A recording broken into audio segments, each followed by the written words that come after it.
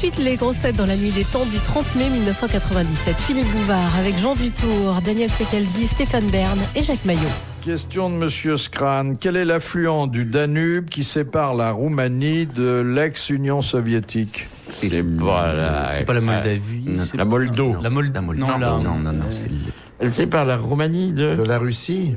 C'est pas l'ex-Union C'est soviétique. pas la Vistule. Non, et je peux dire que c'est le fleuve favori de notre ami Montagnier. Ça porte pas le nom de sa femme, non? L'Oder.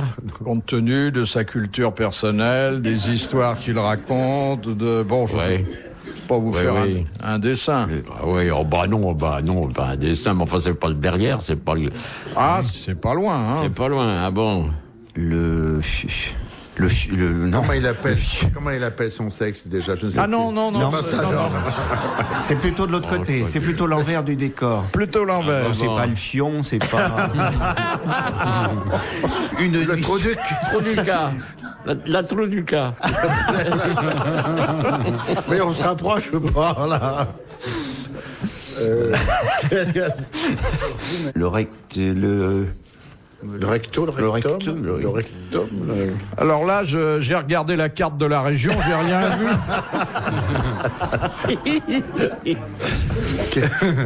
Mais en dehors de Montagnier, on devrait le connaître, quand Et même. c'est sans doute un fleuve très éventé. Ah, le pet.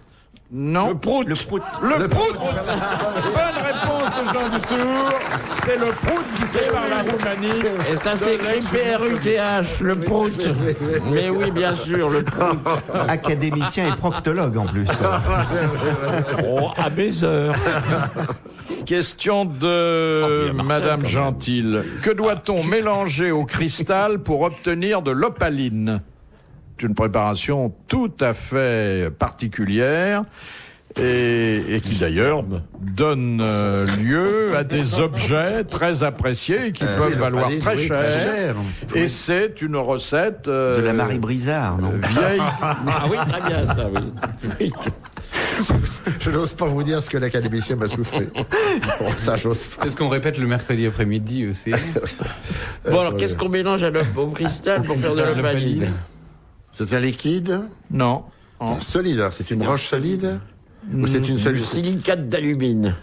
Non. Comme vous y allez, qu'est-ce que c'est le silicate? Je sais pas. Ça comme ça, comment voulez-vous que je le sache? Moi non plus, je sais pas, parce que c'est un composé chimique, j'imagine. Oh non, ça, à l'époque, on se mêlait pas de chimie. C'était C'est quelque un simple chose colorant ou c'est un... d'extrêmement simple. Non, mais qui donne à l'opaline De la cendre. Du lait.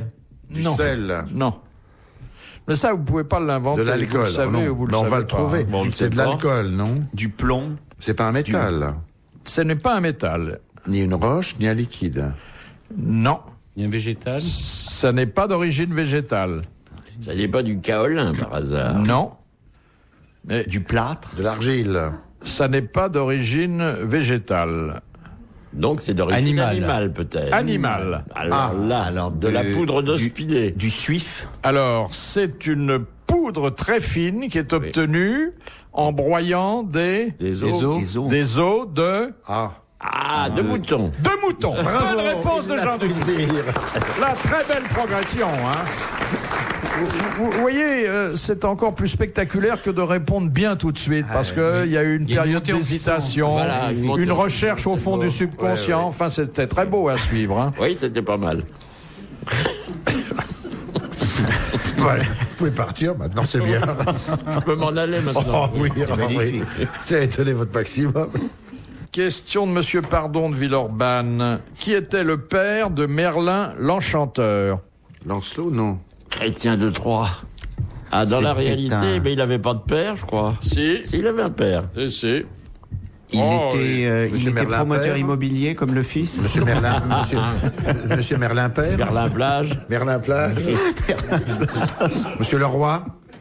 Leroy Merlin. Non, ça vous amuse pas Alors du moi j'ai tout, très ça. bien connu, je sais pas si vous l'avez connu, Daniel Leroy Merlin, très bricoleur. Alors C'est pour ça qu'il est devenu enchanteur. Il avait sa baguette, il faisait tout avec sa baguette. Alors, qui Bon, pourrait être alors. le père de Merlin. c'est non. quelqu'un de très connu, ça. C'est Quelqu'un de très connu, et d'ailleurs, c'est une paternité dont Merlin se serait bien passé. Ah, Un vilain. donc Ouais. un parcommandable. C'est Arthur. C'est le frère. C'est pas le diable quand même. C'est le diable lui-même. Bonne réponse de Jean bien, Dudouis. oui. Question de Monsieur Digouin. Où se trouve l'anus d'une pieuvre? Elle ne doit pas en avoir. Elle en a pas. Alors, Ou elle en a plusieurs, ou La elle en a bouche, pas. la clabouche. exactement. Elle a l'anus dans la bouche ou la bouche dans l'anus. Voilà. Bah, elle fait Mais tout avec la Ça, bouche. ça simplifie les choses. Hein. Oh. Ça dépend ce qu'on a à faire. Mais Oui, mais enfin, la vie n'est pas C'est comme simple. dans un restaurant, faut entrer je et vous sortir. trouve vraiment parce que sinon, simplificateur, là. Oui. Non, je trouve En que c'est semaine. mieux comme ça. Elle peut parler en même temps. si, mais alors qu'elle a la laine. Tout ça est peut-être parfaitement constipée. dégueulasse. Hein. Dégueulasse. Dégueulasse. Oh là là. C'est vilain, les pieuvres. Oh, nous en connaissons des contemporains Des pieuvres qui doivent être fabriqués comme ça. Hein. Ah oui. Oh oui. À la laine fétide, oui. Méchants, ils sont méchants. Enfin, ce qui prouve que la nature fait pas toujours très bien les choses. Elle est parfois un peu hâtive et simplificatrice. Ils pensaient à autre chose ce jour-là, Dieu. Oui. J'ai dit, oh, tiens. Alors, elle a un système digestif en boucle, finalement. Alors, Oui. ah, c'est très étonnant. C'est économique, en tout cas. C'est très économique. Ah oui. Ça évite des frais de médecin et tout. Il y a des frais d'alimentation. C'est dégueulasse. Bon, je crois qu'on a tout dit là-dessus. On s'en fout de Oui, la- c'est l'histoire de la dame qui a un petit chien très poilu et on lui demande mais votre chien par où il commence et elle répond c'est très simple, vous lui tirez la queue, s'il vous mord c'est la tête quoi. Ouais. Quand une pieuvre rote, on peut dire qu'elle pète. On est reparti sur le fleuve. Oh là là. On est reparti sur le pont. Et au dictionnaire, vous en êtes à quelle lettre? Ça n'approche pas du P? si je Non, peux me permettre. non, pas tellement. On en est à M. Ah ben vous n'êtes pas loin du P. Donc vous avez passé l'anus mais vous n'êtes pas arrivé à, Oh, bah là, à la... il y a longtemps. Monsieur Dutour n'était pas né quand on était à Rouen. L'année, j'étais à peine né. Hein. Oh, bah oui. Écoutez, la dernière édition du dictionnaire remonte à 1930 et quelques. Alors si j'étais né, mais enfin, j'étais pas bien vieux. Vous faites quoi comme moyenne annuelle? Quoi? Une demi-lettre? Non. Mais écoutez, moi, je suis entré à E, il y a 20 ans. Et on en est à M, c'est pas mal quand même. C'est pas beaucoup, ça vous fait une lettre tous les 2 ans, ça? Oui, mais des lettres énormes comme le E, il y a plein de choses. Ah, bah oui. Le Et E n'était M. pas encore fait. Non, le E n'était pas encore fait. Ah, Et vous passez combien de temps sur une lettre à peu près? Oh, je vais pas calculer, je vais pas chronométrer. Je ne sais pas. Et vous débattez, comment ça se passe? Oh là là. Ben, ça se passe. L'Académie a un bureau qui est composé du secrétaire perpétuel, du directeur par quartier, c'est-à-dire qu'il est directeur 3 mois et que pendant 3 mois, il est le maître absolu de l'Académie, et du chancelier qui est un rôle muet. Et le directeur lit le dictionnaire qui est préparé dans une commission antérieure. Voilà. Et alors les gens disent non, moi je suis pas, moi je râle sans arrêt parce que sinon je m'embêterais énormément. je dis tout le temps c'est Molière qu'on assassine, vous pouvez pas mettre ce mot-là, vous me passerez sur le corps avant qu'il entre dans le dictionnaire. Toutes choses auxquelles ils sont très habitués, alors ils mettent dans leurs feuilles préliminaires des choses dont ils savent qu'elles m'indigneront. Ah oui, exprès. Oui, exprès comme ça. Voilà. Mais ça les réveille comme ça à heure fixe. mais vous ne siégez pas tous en même temps, quand même. Hein. On n'est jamais au complet dans les séances. Ils n'essaient pas de vous virer. Vu le mauvais esprit. Ils vous peuvent pas développez. me virer. Je suis immortel. Je suis inamovible. Mais le jeudi, il prépare combien de goûters? Je comprends pas combien de goûters. Je croyais qu'on vous chocolat. offrait un Bon, on goûter. n'offre rien du tout, qu'est-ce que vous croyez? Vous payez votre chocolat et vos biscuits. Bah, enfin, écoutez, je veux pas vous recommencer le coup de la gamelle que j'apporte. Les grosses têtes dans la nuit des temps sur RTL de 4h à 4h30. Question de Monsieur Cauchois de Guéret. Quels sont les 3 cas dans lesquels il est possible d'obtenir un changement légal, non pas de nom, mais de prénom? Quand Quand on on a le change même de prénom. sexe. Quand on a le même prénom que son père, non? Non. Quand on change de sexe déjà. Alors, quand on change de sexe et que C'est les pas parents tellement n'ont pas fréquent. pris la précaution d'avoir Mais vous appelez Dominique de ou choisir Claude. un Marie, prénom comme Dominique ou Pascal. Claude Ah oui. Ou Camille. ou Camille. Camille. Oui. Alors ensuite, Ensuite, ça peut être quand le port du prénom porte préjudice. Si c'est un- C'est Benito. Benito, mais vous savez la vieille histoire qu'on racontait au temps de Adolphe. Mussolini, Oui, le nom, qui s'appelle, je m'appelle Benito Merda, et vous voulez vous appeler comment? Alberto Merda. Benito Merdo. Non, Angelo Merda. Alors, Comme il y a là, quelqu'un d'autre qui porte le même prénom. non. Il faut le même nom. Alors, il y a deux autres raisons qu'on observe d'ailleurs dans les démarches pour un changement de patronyme. Par exemple, quand c'est un prénom étranger et qu'on Exactement. veut Alors, se faire naturaliser. Exactement, un prénom qui serait susceptible appelez, de gêner l'intégration. Absolument. Voilà, Ouais. une bonne deuxième raison. Il y en a une troisième. Stéphane Bern me répond. S'il a les deux premières, allez-y, mon vieux. J'ai trouvé deux. On cherche même pas, nous. Non, moi non plus. Hein. Et puis, alors là, Il va pas trouver n'importe on met en Voilà. cause souvent le choix des parents. Hein. cette question. Ah oui, quand le... Ah oui, Victor, quand on s'appelle Hugo, il faut pas appeler son fils Victor. Voilà, c'est ça, quand ça fait un Voilà. jeu de mots. Et quand on Lors- s'appelle Magne, c'est malheureux de l'appeler Charles. Évidemment. Voilà, oui. Exactement.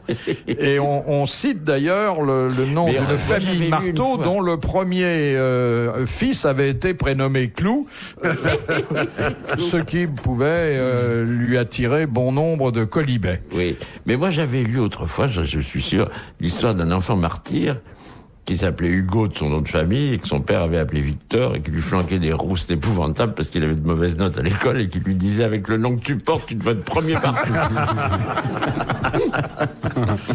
Mais je vois pas quelqu'un déposer le prénom de son fils, Clou. On l'accepte pas, là. Bah si, Saint-Cloud. C-L-O-U-D, Saint-Cloud. Bah oui, Clou, voyons. au revoir. Voilà, Stéphane Bern a presque tout trouvé. Sauf Faut le dire, Oui, ça. sauf le... Faut dire que Bern a trouvé les deux réponses intelligentes. C'est si rare. Il faut le dire, il faut le dire. Il faut Vous le l'avez pas dire. dit, Philippe. Vous n'allez pas faire applaudir quelqu'un qui interrompt vos propres applaudissements. Ah, mais alors, ça ferait Ne poussons pas la mansuétude jusque-là.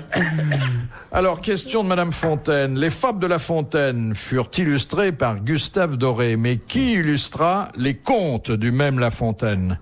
Bah, il y en a eu tellement, quoi. Le il y en a premier, eu c'était plein. Eisen, c'était dans les fermiers généraux, il y avait, non, c'était. Oui, les fermiers généraux, c'était mon rôle jeune, non? Non, c'était peut-être Eisen. Mais le premier, c'était au 17e ou au 18e, ça. On vous dit pas. Oh, c'est Non, enfin, Gustave Doré, il y a eu bien plus tard. bien plus tard. Ah, bien après Non, Gustave mais là, c'est un contemporain de La Fontaine. de La Fontaine. Ah, c'est un contemporain de La Fontaine qui a illustré ses contes. Un peintre. Un peintre, Le brun. qui d'ailleurs s'en est repenti sur son lit de mort. Bon, c'est pas Poussin quand même, non? Non. Le brun. Boucher. le brun, non. Le brun. Ah ben Boucher, c'est un peu plus tardif. oui. C'est Et il a contemporain. renié une partie de son œuvre Dans les illustrations. sous la pression. Watteau, peut-être. Non, sous la pression de son confesseur, dont ses illustrations. C'est des pas contes. Philippe de Champagne? Non. Un contemporain. Oh, il n'aurait pas illustré ça. lui. Je crois pas, non. Un c'était contemporain qui a illustré des contes, c'était dégueulasse. Il y avait des figures certainement Oui, c'est ça, très bien osées, sûr. c'était ça. Alors je dis contemporain, il a peut-être vécu quelques années après quand même. Hein. Je suis pas sûr de la C'est un peintre coïncidence. célèbre? Peintre célèbre. Bon, Fragonard, quand même. C'est Fragonard. Ah, oui. Bonne réponse c'est bien, de Jean bien Latour. Et c'est un peu plus tard. Ah oui, bien après. Oui, c'est sous du Louis mo- XV là. Ah oui, il a du mauvais. ça, Ah oui, oui. Ah c'est oui, ça. mais il est mort. Mais 1760. Fragonard, je crois, est mort après la Révolution. Alors, question de monsieur... question de monsieur Royer. Où se trouve le tombeau d'Alexandre le Grand? On l'a pas trouvé. On ne l'a pas trouvé. On le cherche depuis le IVe siècle. Ouais, on l'a jamais trouvé. On a cru d'ailleurs plusieurs fois et récemment le retrouver, et puis c'était pas lui. Bonne réponse de Daniel Secaldi. Merci. Il est fort, l'animal. Et sous l'Arc de Triomphe, ils ont vérifié. C'est pas lui. De Madame Brémond. Que sont les sargasses qui donnent leur nom à une mer? C'est pas des poissons. C'est pas des anguilles, non? Non, Dans ce la sont mer pas des des sargasses. poissons. Des algues. Ce sont des algues géantes. Bonne réponse de Stéphane Bern. Les couteaux, hein. Les grosses têtes dans la nuit des temps. Sur RTL, de 4h à 4h30.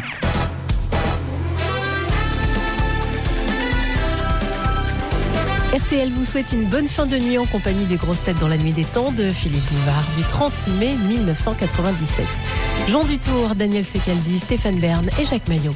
Question de monsieur Rapin. Quel guerrier liégeois, ayant eu les yeux crevés, se fit guider par ses écuyers pour continuer à combattre? Godefroy de Bouillon.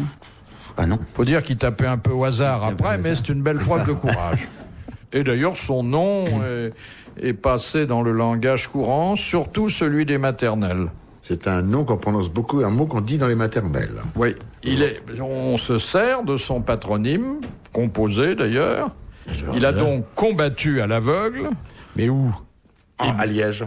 Ben pas à Liège, il était liégeois, mais il pouvait combattre n'importe où. Il combattait en France, je n'ai plus la référence exacte, et fouillez vos souvenirs. Comme ça, grosso modo, quelle époque? La bataille de Crécy. Oh, c'est du Moyen-Âge, hein. Du Moyen-Âge, oui. C'est pas à Flelou, non? C'est pas Van quelque chose, non, une fois. Hein. Non, un nom bien de chez nous, d'ailleurs. Mais liégeois. Et à partir du moment où on fait quelque chose dans les mêmes conditions que lui... À l'aveugle. Ça amuse beaucoup les enfants, hein. Ah, Colin Maillard. Colin Maillard. Voilà. Bonne réponse collégiale masculine. Colin Maillard. Et il était belge, alors, Colin Maillard. Il était liégeois. Il était liégeois. Il était liégeois, ce qui n'est pas tout à qui fait n'est la pas même tout à chose. fait. Exactement. Est-ce que Liège, à l'époque... Même encore, vous savez. Oui. Moi, j'y étais Justement. l'autre jour, ils m'ont dit on va être bientôt rattaché à la France. Oui, ils y croient. Ils y croient beaucoup. Hein. Oui, les Wallons, ils Pas croient. tous, heureusement. Pas tous, ouais. Mais moi, je serais content d'avoir les Belges comme concitoyens. Enfin, les Ils seraient pas Wallons. belges, le problème. Les Wallons. Les Wallons. Non, mais vous auriez toujours les Flamands pour vos mots d'histoire. Ah oui. Oui, mais qu'est-ce que vous faites de mon roi là-bas? Parce que moi, vous me volez une monarchie là dans votre affaire. Mais il sera à la retraite. Mais non, mais moi, attendez, j'en ai plus que 10 en Europe. Vous allez pas Albert vous allez sera pas me roi. mettre la République partout. quand Albert même. sera roi des Flamands. Ouais. Roi Non, des Flandres. gardons-lui une Belgique unie. Mais ils veulent plus. Au moins, c'est drôle quand il fait un discours, il est obligé de le faire dans 3 langues. Ça occupe. J'ai une très belle histoire sur les Belges. C'est un riche Américain qui vient de récupérer, disons par exemple en Afrique, dans un territoire qui est en pleine mutation géographique et politique, un territoire riche dont le sous-sol est très riche, donc il va exploiter des mines, et il convoque 3 experts. Il y a un Français, un Italien, un Belge. Et le Français, toujours très vantard, veut absolument enlever le marché. L'Américain lui dit « Est-ce que vous pouvez me dire si vous avez déjà travaillé à la mine ?» Et le Français dit « Absolument, j'ai l'habitude. » « Vous êtes descendu jusqu'à quelle profondeur ?» Le Français dit 15 000 mètres à peu près. Et, ah oui, 15 000 mètres. Et comment vous faisiez ? Ben, j'avais une petite lampe au-dessus de moi. Et il dit « Foutez de ma gueule, vous ?» Dehors. Le Français s'en va. L'Italien arrive, et malin, l'Italien, il a dit 10 000 mètres, ça doit être trop. Je vais dire beaucoup moins. Alors l'Américain lui dit, vous êtes descendu à combien, vous ? Il fait, moi, 15 ou 18 mètres à peu près. Et il dit, vous aviez une petite lampe sur la tête aussi ? Il fait, oui. Il fait, dehors, vous foutez de ma gueule ? Le Belge est là, il regarde tout ça, il dit, il faut que je ruse encore mieux. Il dit, le Français a dit 10 000, l'Italien a dit 15, 20 mètres, il faut que je dise au milieu, je vais dire 250 mètres, moi je suis descendu. Tu fais, 250 mètres, oui, effectivement, pour une mine, c'est bien. Et vous aviez pas une petite lampe au-dessus de la tête, sur votre casque ? Il fait, non, moi je ne travaillais que durant la journée.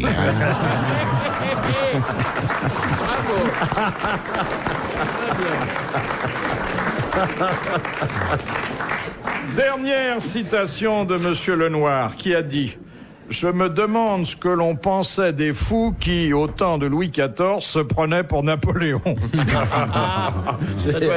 Alphonse Allais. Alphonse Alors, Allais, ça, ça non? n'est pas un de nos habituels, ça a été un humoriste de l'après-guerre français, qui était journaliste, qui était librettiste, qui était romancier, mais que nous n'avons pas cité souvent parce que c'était un comique souvent verbal. De guerre, l'après-guerre de Celle que vous avez connue.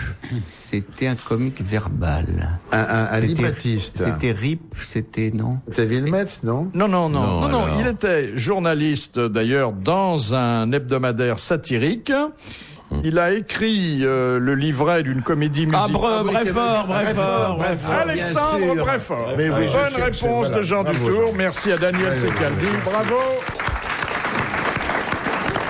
Retrouvez les grosses têtes dans la nuit des temps à tout moment sur RTL.fr.